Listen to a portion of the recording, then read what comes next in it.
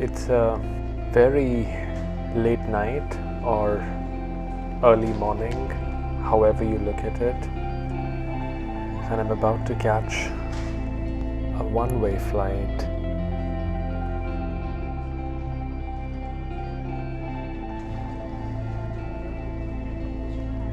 One-way flights, they're strange because whenever you do take one of these one-way flights, everything changes.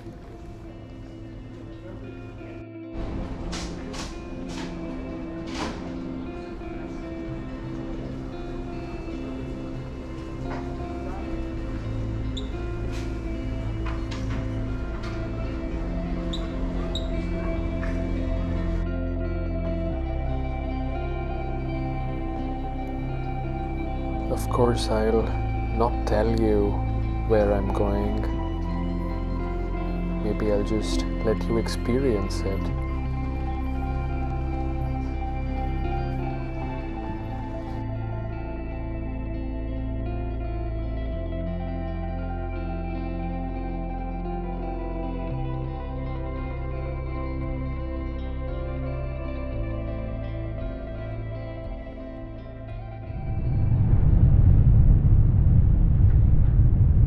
I did not sleep the whole night, and now that we are flying, I see that the sun has risen. Even though it's early morning from where we started, which was New Delhi, you can see how dark things are inside the aircraft. It's almost as if they want us all to sleep.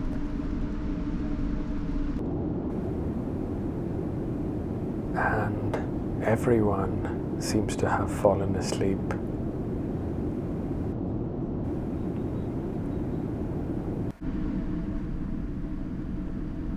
Things are really shaky right now. The reason I'm reading and not sleeping is because I want to adjust to the destination time zone. So I spoke of the new time zone just a few minutes ago that might give you a hint of the place where I'm heading to. But yeah, staying up is very difficult.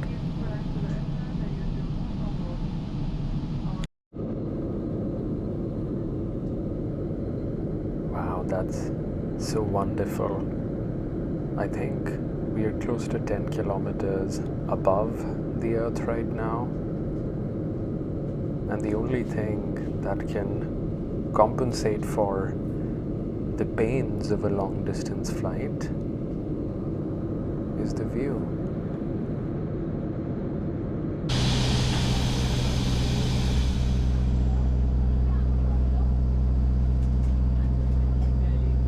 I was talking of long distance flights earlier, and you see that I've already landed, but this is just a pit stop in between.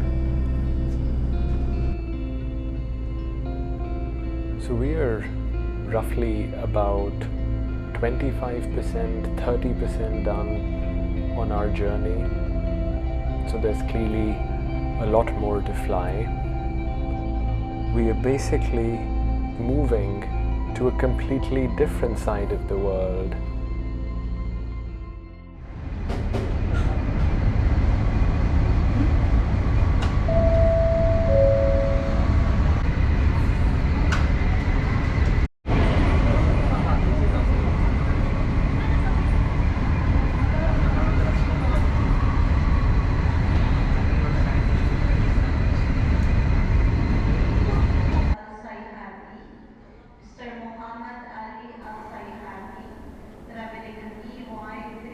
This stopover is in the Middle East. There's clearly a lot more to travel.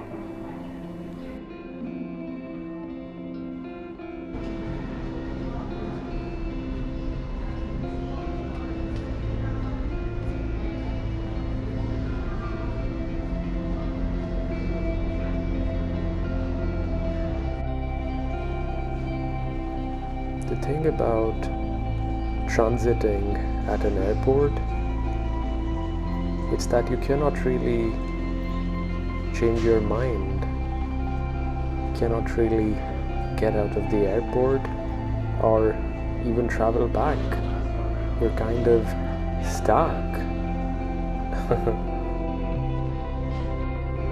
So yeah, it's inevitable. In just a few hours, we'll be on our own in a completely foreign city.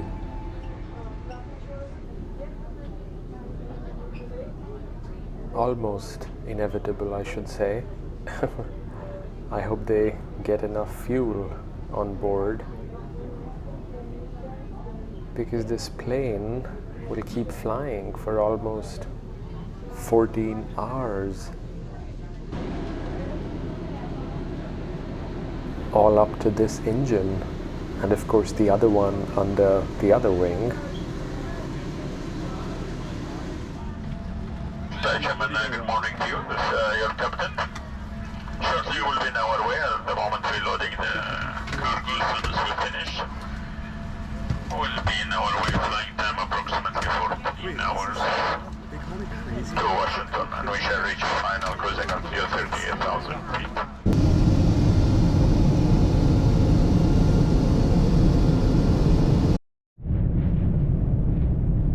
The takeoff was a little crazy, as it usually is, but we are on our way now, and I think you probably know where to.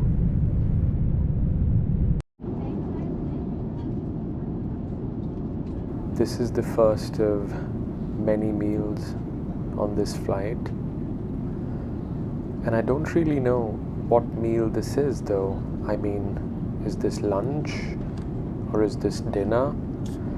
Because at the destination, I think it's past midnight right now, but it's lunchtime from where I started, New Delhi.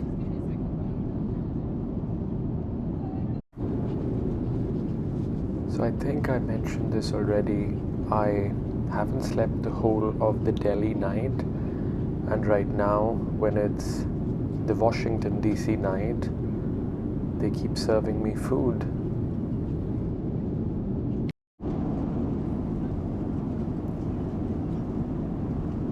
The food has been delicious, but I think how it plays with your biological clock, that's the tricky bit.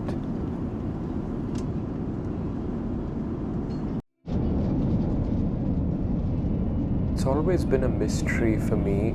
What is the food or day schedule that a long distance flight follows? I think these people are following the source schedule, and that's why they served food when it's midnight US time.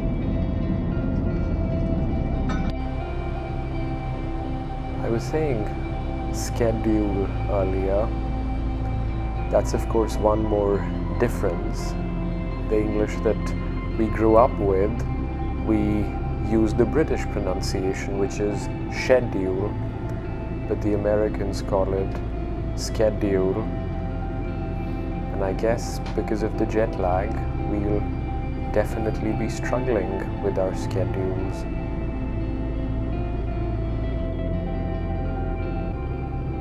Ideally, I should be sleeping right now, but I'm just looking outside the window.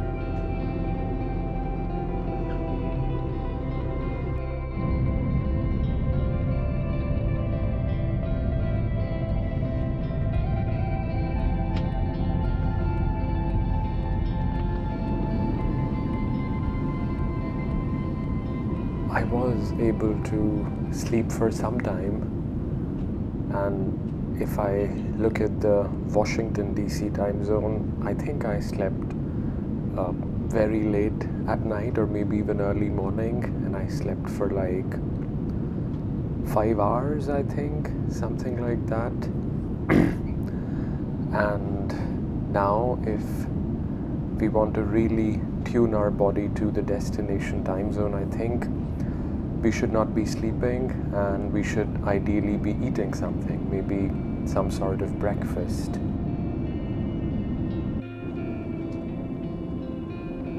So these are the last few luxuries and delicious foods that I'll have before I move into that very foreign city, and I'll have to figure out what I'll eat and how I'll cook.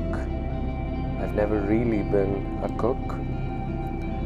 So I guess in a way this is just really good. I'm able to eat this very delicious food before all that.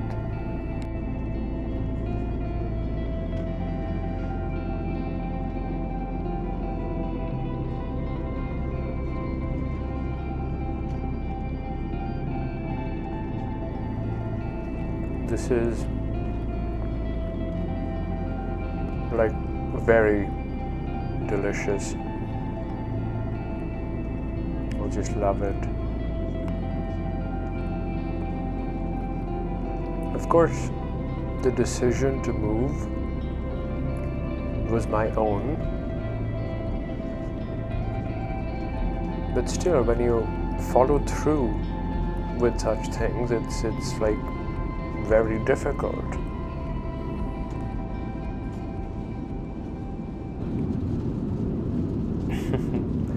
So this is actually another meal, and the dessert in that other meal. I did some video editing. I did some video editing, and then I was served this other meal. The dessert, of course, looks very similar. Let's see how good this is. Looks delicious. Wow. It's actually just as good.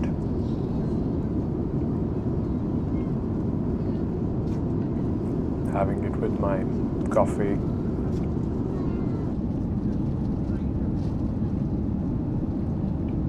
It's like this chocolate mousse, and it tastes really fresh. But yeah, the other thing I was mentioning, moving, while it's intentional and some changes I'm sure are good,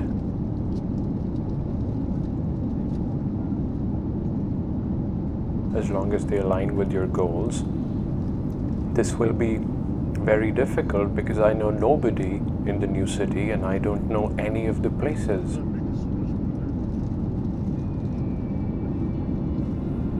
Don't even know what will be my first meal.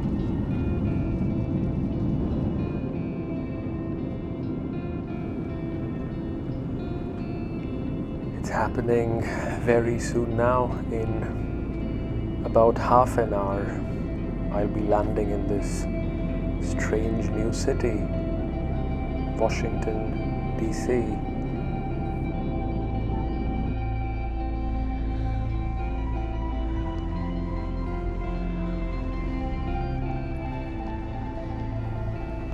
Wow, I don't know how this place works.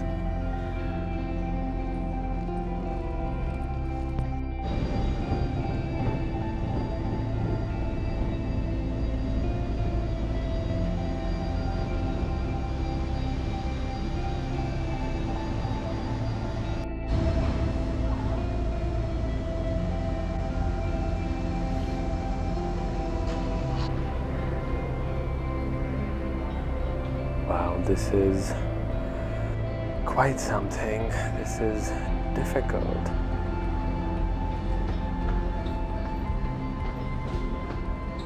And I think I've not slept for 2 nights straight.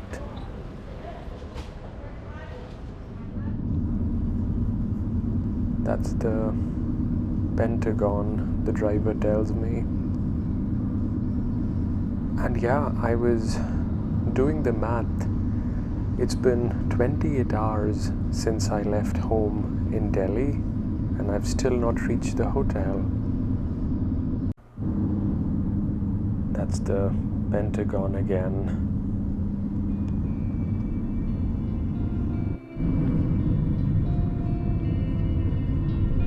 The sun will soon be setting on Washington, D.C.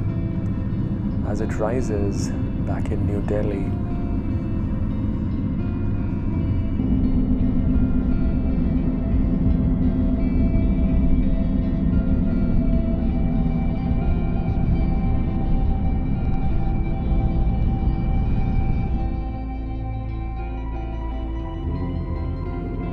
This is Washington, D.C., and it's somehow very empty and scary